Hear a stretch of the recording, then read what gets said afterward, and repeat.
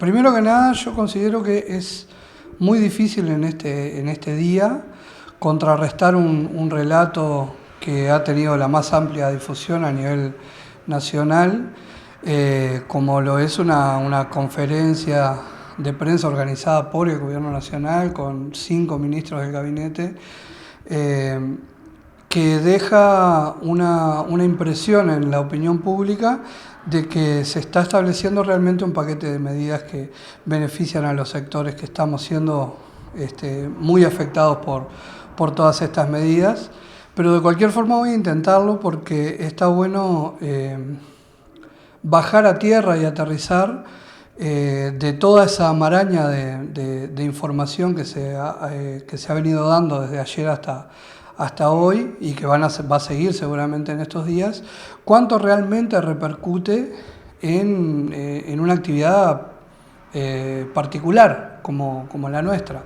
Entonces voy a tratar de desarrollar lo que sucede particularmente en nuestro colectivo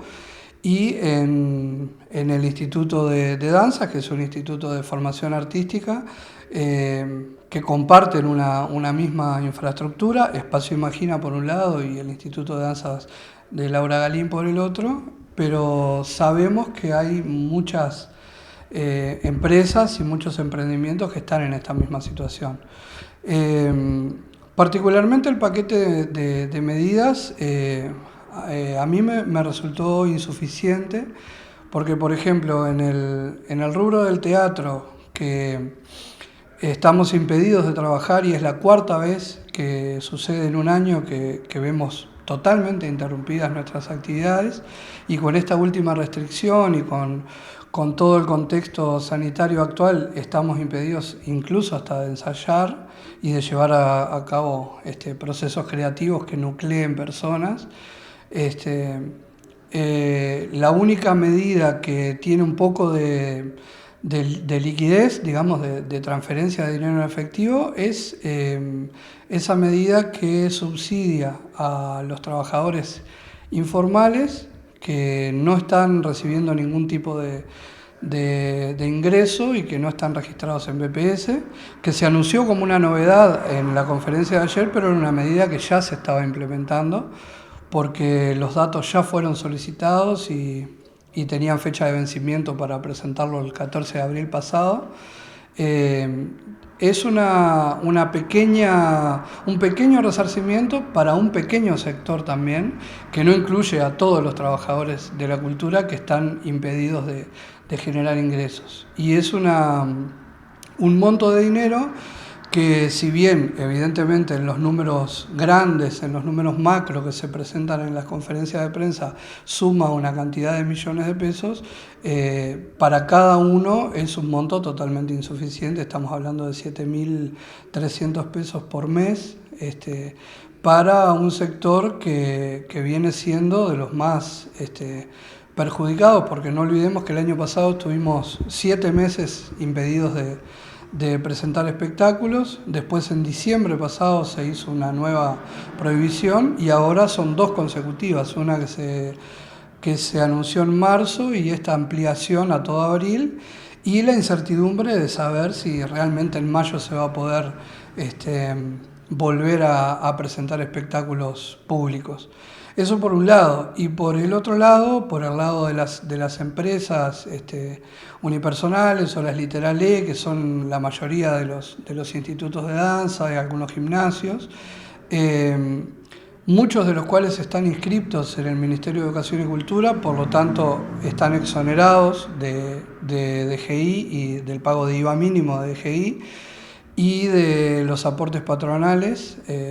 O sea, ya están exonerados del 100%, pero por otra legislación que no tiene nada que ver con la pandemia. Entonces, esas exoneraciones no afectan para nada el funcionamiento, o mejor dicho, el no funcionamiento de estos institutos y de estas academias, de estos emprendimientos de educación artística que también están impedidos de trabajar en forma presencial. Y las exoneraciones de cargos fijos de servicios